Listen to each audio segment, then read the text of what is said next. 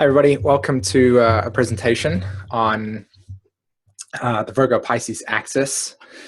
And in today's discovery of consciousness and just explanation of archetypes through the ages, I really want to encourage, enlighten, inspire a way of looking at the last sort of 2,000 years and the way in which energy has moved through the specific archetypes over the last 2,000 years in particular.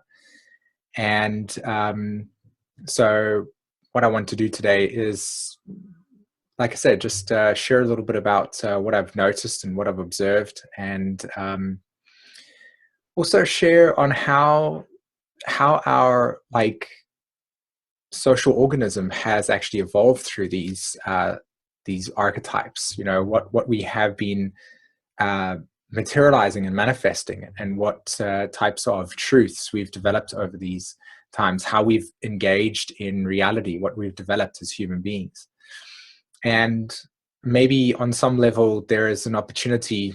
I'm a Pluto and Libra soul, so I like to compare and contrast the difference between what would be a Virgo Pisces axis of consciousness and exploration in human form into what would be the sort of Aquarius age. But I'm not going to focus on that, but just how the way in which we're currently going through a cycle change right now, what is really going on for us as a race, how that is changing.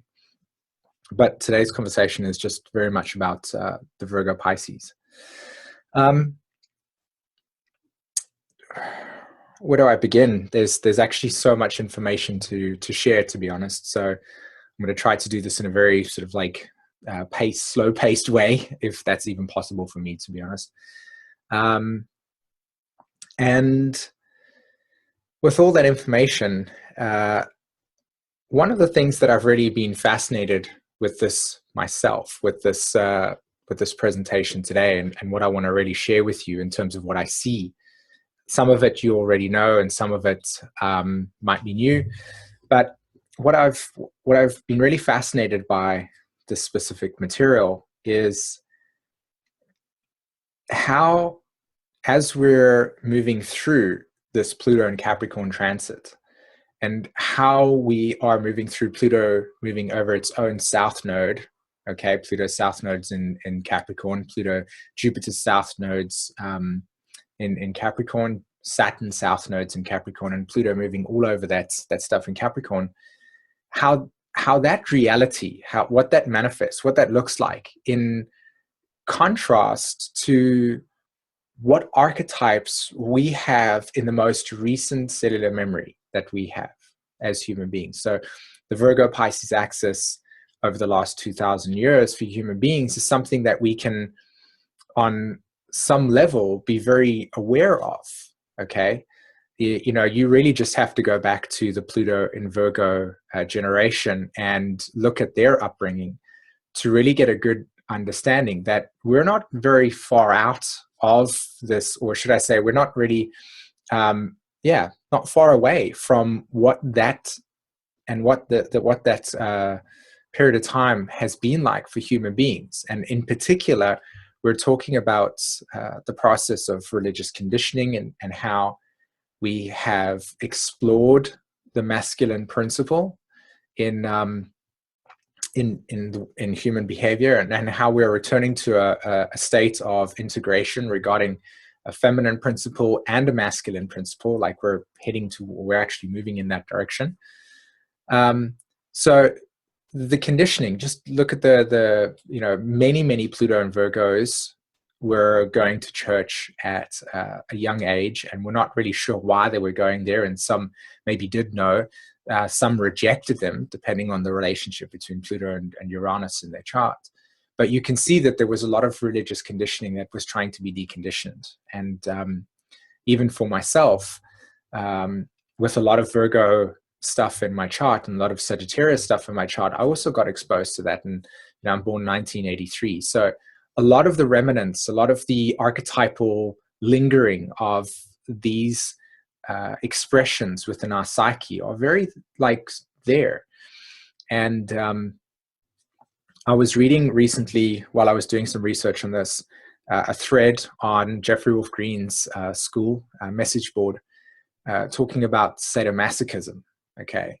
And in particular, one person was talking about a client that they were engaging with that had a south node in Pisces and a north node in Virgo.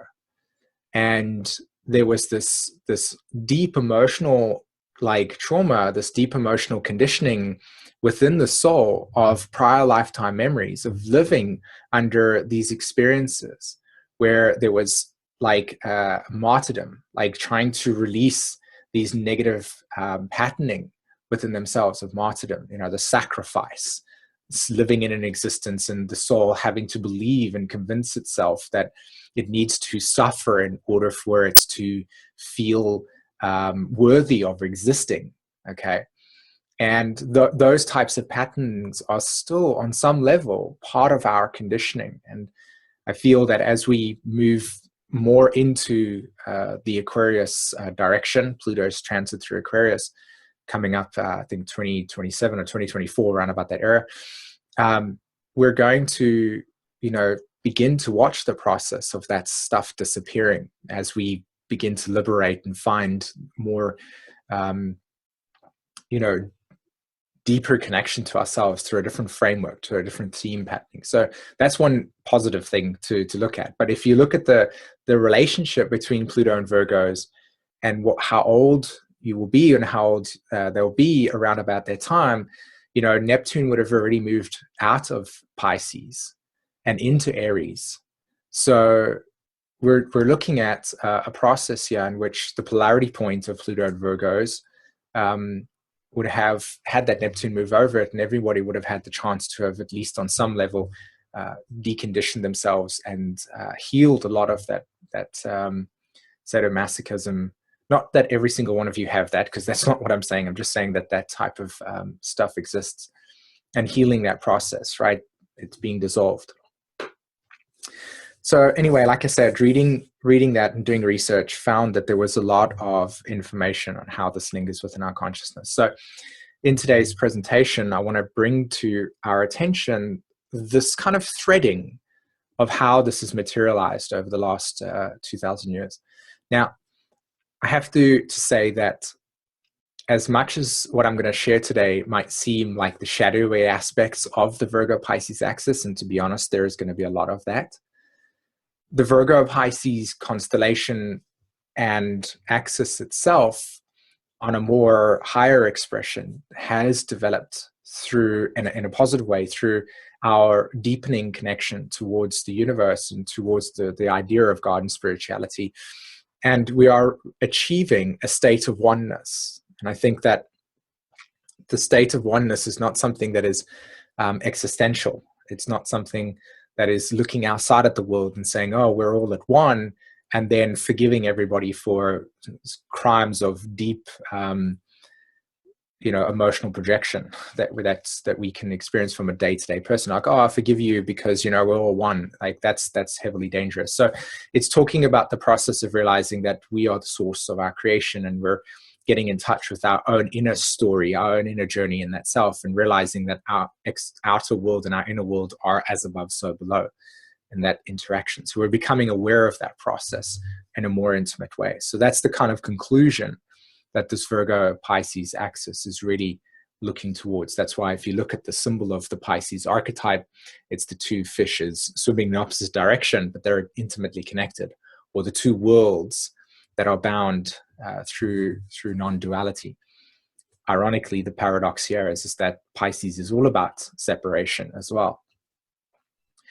So there are positive things like seeing our world through deep mystical experiences and understanding life through, and understanding and reaching experiences of God through these deep mystical experiences, right? Miracles. It's not a coincidence that those words were developed during this period of time. Remember that our language and the formation and structure of the way that we communicate with each other over these periods of time that we just take for granted and think this is how we've always spoken as human beings. they haven't been, you know, in different ages, they've been different formulations. And so in Virgo Pisces type of language or terminology, miracles is something that would have been developed because we are seeking and seeing the universe through that lens of mysticism and mystical experiences. Wow, amazing. Magic, as an example.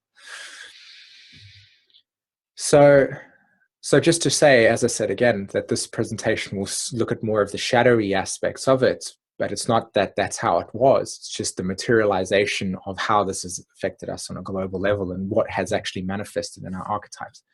And maybe there's a questioning within, like an inquiry into your own sense of self around how you can see it in the outside world. You can see the architecture that's still there. You can still see the framework of how this is still in existence. And if you correlate that to Pluto transiting its own nodes, and of course Pluto transiting through Capricorn, and looking at the way that the structures are reorganizing itself relative to new consciousness that's on the planet, you can actually see that there's a beautiful connection between the Pluto Virgos and that Uranus Pluto connection that took place in 1965, and how that kind of emotional and spiritual and or energetic dynamic, should I say, is materializing in that crisis and the crisis is an action square, where now Pluto is in Capricorn and Uranus is in Aries, right? It's that first quarter square that's materialized. We're seeing what 1965 was actually about here in 2016, 2017, really, as a lot of the structures, a lot of the need for freedom and authenticity is becoming even more profound within ourselves right now. So it's a spreading. And that's really what you get to see here with these archetypes. It's those archetypes of these last 2,000 years that are really coming down, and the way that we have governed ourselves, you know. Okay, cool. So I'm going to get that presentation up and running for everybody. And I hope that you enjoy today's sharing, as I always do again with this. Okay. So I'm just going to move that across like that. Okay, so I've got my notes. Okay, so the picture that you're seeing on the screen right now, this is really profound, actually. And I feel that when we look at the Virgo Pisces axis, it was ushered in with the teachings of, you know, Christ itself. This is something that is deeply, deeply open for debate and inquiry in terms of the actual stories, and there are different ways in which we can interpret this process. But essentially what we're dealing with here is that this process of Adam and Eve and what they represent. Okay, so step one, we're dealing with Adam representing the masculine principle, man, okay, yang. And we're dealing with Eve, who represents the feminine principle, or the yin, the receptive. And what we're seeing here is multiple layers. So I've written it down over here. So we see that the process of the masculine principle becoming cultivated, becoming developed. So matriarchy existing, in which we had this relationship to the universe and to the nature as something that was deeply receptive. We were in connection with nature and cycles and stuff. And yet this led also to the awakening of the masculine principle. And so through the stories, we have the Garden of Eden, and the Garden of Eden holding the feminine and masculine principle together, and then being separated, right? There's a separation that occurs. There's a split that occurs. And that's the emphasis here. There's a split that occurs between the connection to God and nature and to the experience of oneness, as it were, and the exploration and expansion of the masculine principle.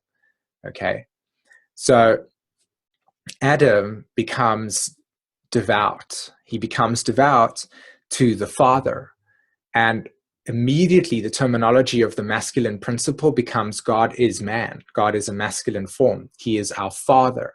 So when you look at when you look deeply into the scriptures, the masculinity, or the archetype of God itself, takes on a masculine form. It's not androgynous. It's not masculine and feminine at the same time. It's just masculine.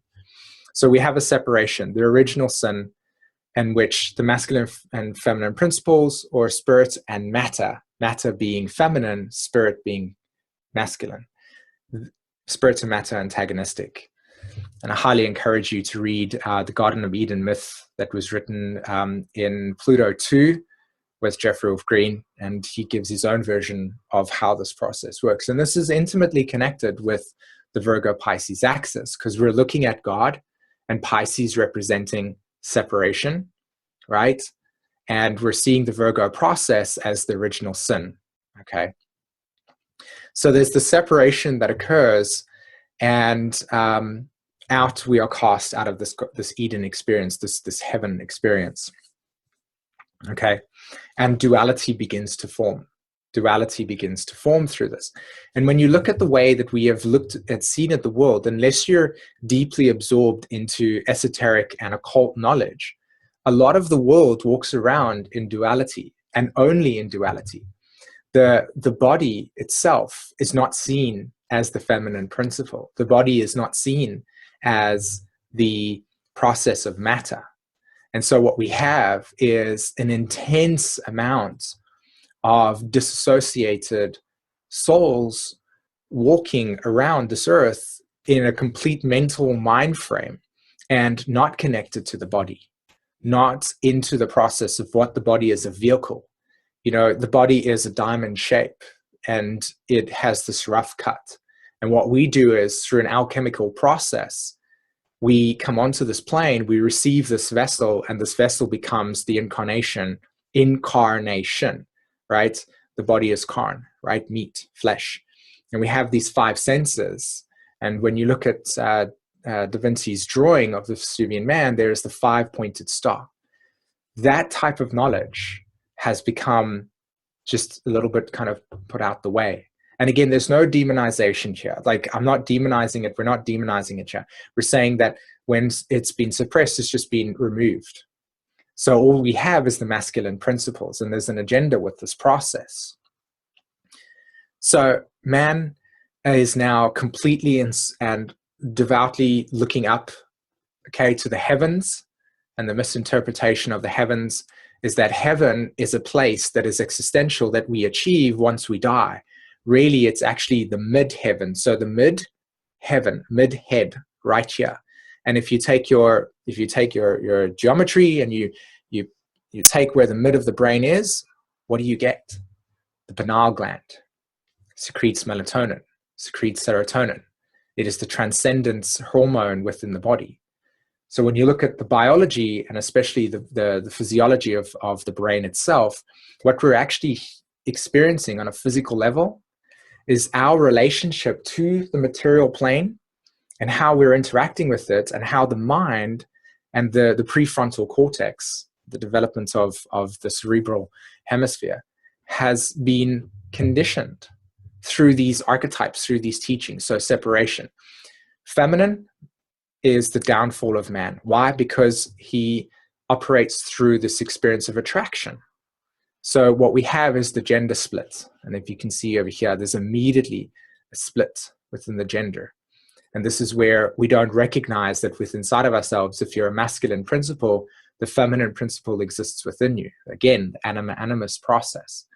And again, if you're female, the masculine principle exists within you. That's separate within us. So we see in duality. You're a woman, I'm a man. We can't complete ourselves because we don't recognize that we are both at the same time. There's that deep conditioning, the split, the divide, and the division. Everything that is divided, everything that is split is not whole. And anything that is not whole cannot experience God in totality. So we have the Adam and Eve process here.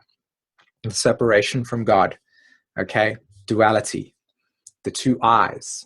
See, when we're seeing with two eyes, what we're seeing is duality. And when we see with the third eye, which is the connection of the Trinity, then we are seeing awareness in the physical form. Okay. So that gets created, or that's the step one process here. And I'm just going to change my